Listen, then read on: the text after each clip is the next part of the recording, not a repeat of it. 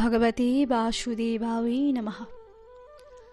আগের ভিডিওটিতে আমরা জানানোর চেষ্টা করেছিলাম শ্রীমদ্ ভগবদ্গীতা কি, আমাদের জীবনে ভগবদ্গীতার গুরুত্ব কতখানি। আশা করি আপনারা সকলেই সেই ভিডিওটি দেখেছেন। যদি না দেখে থাকেন তাহলে অবশ্যই দেখে নেবেন। আজ আমরা আলোচনা করব শ্রীমদ্ ভগবদ্গীতা অনুসারে সত্যিকারের সুখ কি।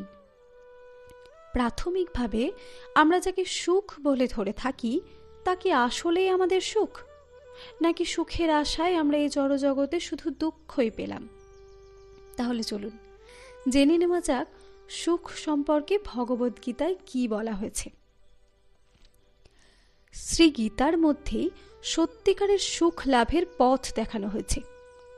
একটু চিন্তা করলেই বুদ্ধিমান মানব মাত্রেই বুঝতে পারবেন মনুষ্য জন্ম প্রাপ্ত হয়ে সেই জন্ম সার্থক করা উচিত। আহার, নিদ্রা, মৈথুন প্রভৃতি সাংসারিক ভোগজনিত সুখ পশু কীটাদি নিম্নজনিতে পাওয়া যেতে পারে।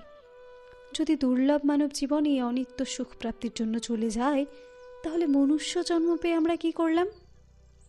মনুষ্য জন্মের পরম ধেয় সেই সনাতন পুরুষ ভগবান শ্রীকৃষ্ণ। কৃষ্ণ বিস্মৃতির কারণেই আজ আমরা এই জড়জগতে অধঃপতিত হচ্ছি। আর এই অধঃপতিত শিক্ষাটাকেই জীবনের সুখ সর্বস্ব বলে মনে করছি।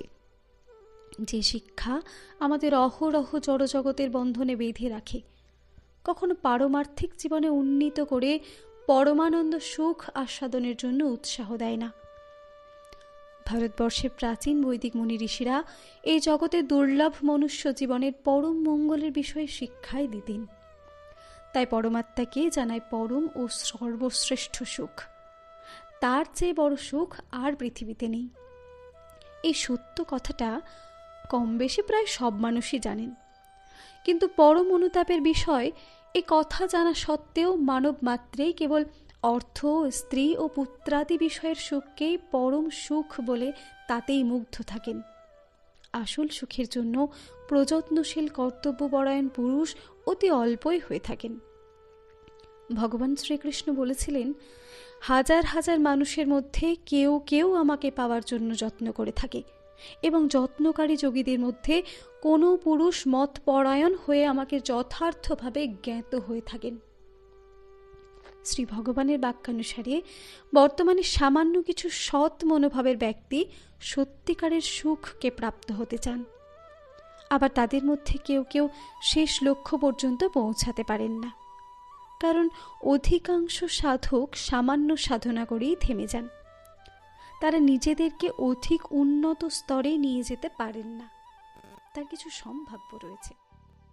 যেমন কিছু মানুষ এই আধ্যাত্মিক সুখ প্রাপ্ত হওয়া নিজের শক্তির বাইরে বলে মনে করে থাকেন। 2, কিছু সাধক সামান্য সাধনা করে ব্যস্ত হয়ে পড়েন। সেই সাধনায় নিজের বিশেষ উন্নতি মনে না হওয়ায় তারা কিংকর্তব্য বিমূঢ় হয়ে পড়েন।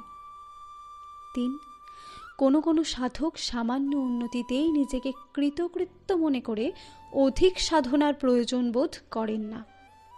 4, সত্যিকারের সুখে লোকের শ্রদ্ধা খুবই কম হয়ে থাকে, কারণ বিষয় সুখের মতো এই সাধনায় প্রথমেই সুখ দেখা যায় না, তাই তৎপরতার অভাব থাকে।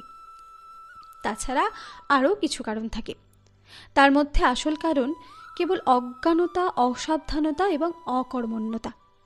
তাই মানুষকে সাবধান হয়ে উৎসাহের সঙ্গে কর্তব্যপরায়ণ থাকা উচিত। আজ এই পর্যন্তই। আশা করি সকলেই নিজের জীবনের উন্নতি সাধনের নিমিত্ত শ্রীমদ্ ভগবদ্গীতার জ্ঞান হৃদয়ঙ্গম করার জন্য আমাদের পাশে থাকবেন। নমস্কার। রাধে রাধে।